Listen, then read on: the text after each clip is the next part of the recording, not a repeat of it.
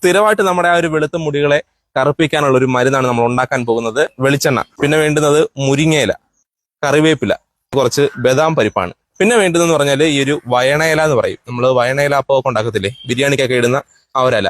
ആദ്യം നമുക്കിതിനെ ഒന്ന് കരിച്ചെടുക്കണം.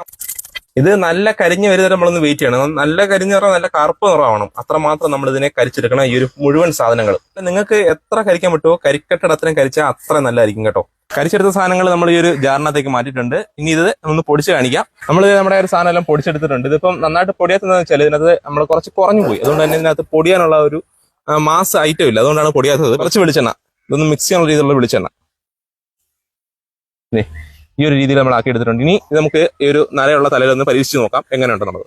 നമ്മൾ കാണുന്നുണ്ടാകും ഈ ഒരു തല നിറച്ചും ഇപ്പം നര വന്നിരിക്കുകയാണ്. ഈ ഒരു സാധനമാണ് നമ്മൾ ഈ ഒരു തലയിലേക്ക് തേക്കാൻ പോകുന്നത്. നോക്കിക്കോ,